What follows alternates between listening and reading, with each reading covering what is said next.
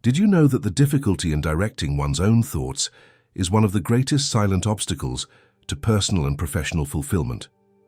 Recent studies suggest that impressive 71.3% of people admit that the lack of control over their own mind actively sabotages their efforts to achieve meaningful goals, leading to procrastination and the feeling of stagnation. This directly refers us to the wisdom of Earl Nightingale, who warned us, "We become that which we think about most of the time." If this topic makes sense to you, like this video, subscribe to the channel, and share with someone who needs to hear this. Nightingale's statement resonates deeply because it captures a fundamental truth about human nature and the power of our mind. It is not just a mere motivational phrase, but a psychological and philosophical principle validated by millennia of introspection and observation. Think of the great Stoic philosophers like Marcus Aurelius and Epictetus, who already taught us about the importance of focusing on what we can control, our thoughts and actions. They understood that the external world is often chaotic and unpredictable, but our internal world, the realm of our thoughts, is the only domain over which we have absolute power. And it is in this domain that the secret to a full and fulfilled life resides. Controlling the mind, however, does not mean repressing negative thoughts or living in a toxic and unreal positivity. It is about developing the ability to observe our thoughts without identifying with them, to recognize the dysfunctional mental patterns that limit us, and to consciously choose to direct our attention to thoughts that serve us, that propel us towards our deepest goals and values. Imagine your mind as a lush garden. If you do not cultivate it, weeds will grow, suffocating the plants you want to flourish. Similarly, if you do not direct your thoughts, negative, self-critical and limiting mental patterns will take root, preventing your personal and professional growth. Mental discipline is like gardening of the mind. It requires constant attention, care and the deliberate decision to plant the right seeds, constructive thoughts, empowering beliefs, inspiring visions, and remove the weeds, paralyzing doubts, unfounded fears, destructive self-criticism. And just as a well-cared-for garden flourishes and produces abundant fruits, a disciplined mind becomes fertile ground for creativity, resilience, and fulfillment. But why is it so difficult to exercise this control? The answer lies largely in how our brains evolved and in the influence of the modern world. Our brains are naturally programmed to pay more attention to negative and threatening stimuli, an ancestral survival mechanism that helped us avoid dangers. This tendency, known as negativity bias, makes it easier for us to fixate on worrying, self-critical or pessimistic thoughts.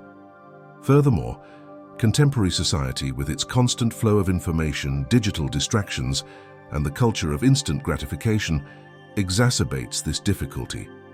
We are constantly bombarded by stimuli that compete for our attention, fragmenting our focus and preventing us from cultivating the concentration and mental stillness necessary to direct our thoughts with intention. It's as if we were trying to water our mental garden in the midst of a torrential storm, with the wind and rain carrying away the seeds and disturbing the soil. The result is that we often feel adrift, reactive, living on autopilot, being carried from one thought to another, from one distraction to another, without a real sense of direction or control over our own mind and, consequently, over our lives. This lack of mental control manifests itself in various ways: chronic procrastination, difficulty in maintaining focus on important tasks, excessive rumination about problems, paralyzing self-criticism, constant anxiety, feeling of overwhelm and stress.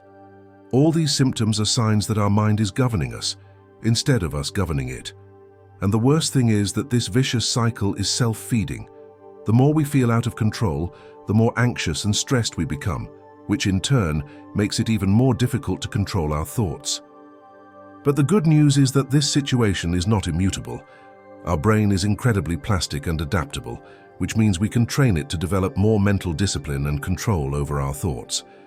Modern neuroscience shows us that through practices such as mindfulness, meditation, focused attention exercises, and cognitive restructuring, we can strengthen the areas of the brain responsible for attention control, emotional regulation, and rational thinking, while decreasing the activity of areas associated with impulsivity and reactivity. It's as if we were exercising a mental muscle that was weakened by lack of use. And just like any muscle, the more we exercise it, the stronger it becomes. The journey to mental mastery is not a sprint, but a marathon. It is not about reaching a state of mental perfection where we will never again have negative thoughts or distractions. That is unreal and unnecessary. The goal is to cultivate a different relationship with our thoughts, a relationship of awareness, acceptance, and choice. It is learning to observe our thoughts as passing clouds in the sky of our mind, without clinging to them, without letting ourselves be carried away by them, but rather consciously choosing which clouds we want to focus our attention on, which thoughts we want to nurture, and which internal narratives we want to strengthen. Start with small steps. Set aside a few minutes a day to simply observe your breathing, paying attention to body sensations and the thoughts that arise without judgment, just as a curious observer. Try writing your thoughts in a journal, identifying recurring patterns and questioning limiting beliefs. Practice mindfulness in everyday activities such as eating, walking, or listening to music, bringing your attention to the present moment and savoring each sensory experience. And remember, self-compassion is fundamental in this process. There will be days when your mind will be more agitated, more difficult to control, and that's okay. Do not criticize yourself. Do not get frustrated. Treat yourself with the same kindness and understanding that you would dedicate to a friend who is struggling.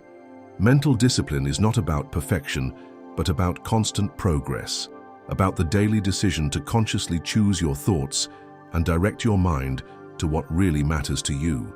By making this choice, you will be activating your inner power, the power to shape your reality, to create the life you want, and to become the person you were born to be. What small action can you take today to start taking the reins of your mind and directing your thoughts with more intention? If this message inspired you in some way, leave your comment down below, like this video, and subscribe to the channel to continue receiving content like this that helps you awaken your maximum potential.